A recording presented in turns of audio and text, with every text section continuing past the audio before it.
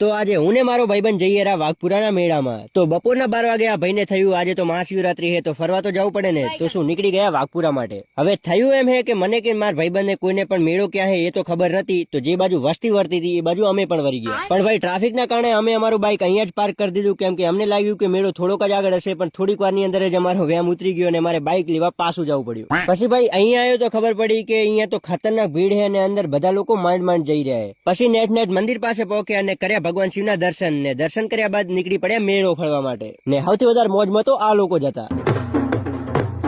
ને હવે મેળાની બંને બાજુ ફર્યા પણ અમારા લાયક તો કઈ નતું, બસ ચારે બાજુ છોકરા રમતા હતા। હવે જેમ તેમ લડમપડા કરીને બારે આયા તારે ખબર પડી કે મારા જેવા પાત્ર લોકો માટે અલગથી ફેસિલિટી હતી। પેલા ધ્યાન કેમ ના લ્યું, આપણે સૌર્ય વેડા કર્યા કામથી નહરી ગયો તો સારું નથી। પછી ફોટો પડાવવા ઉપર આયા પણ અમેરિકા ક્યાં કહેતા હતા ક્યાં તુમ।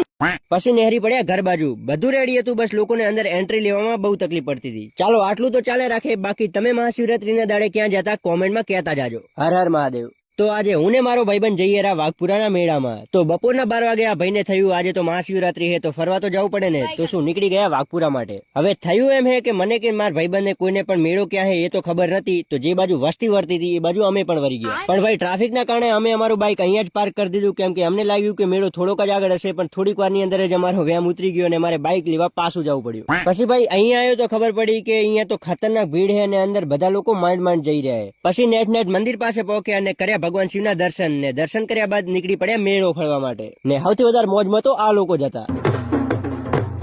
ને હવે મેળાની બંને બાજુ ફર્યા પણ અમારા લાયક તો કઈ નતું, બસ ચારે બાજુ છોકરા રમતા હતા। હવે જેમ તેમ લડમપડા કરીને બારે આયા તારે ખબર પડી કે મારા જેવા પાત્ર લોકો માટે અલગથી ફેસિલિટી હતી। પેલા ધ્યાન કેમ ના લ્યું, આપણે સૌર્ય વેડા કર્યા કામથી નહરી ગયો તો સારું નથી। પછી ફોટો પડાવવા ઉપર આયા પણ અમેરિકા ક્યાં કહેતા હતા ક્યાં તુમ। પછી નહેરી પડ્યા ઘર બાજુ, બધું રેડી હતું, બસ લોકોને અંદર એન્ટ્રી લેવામાં બહુ તકલીફ પડતી હતી। ચાલો આટલું તો ચાલે રાખે, બાકી તમે મહાશિવરાત્રીના દાડે ક્યાં જતા કોમેન્ટમાં કહેતા જાજો। હર હર મહાદેવ।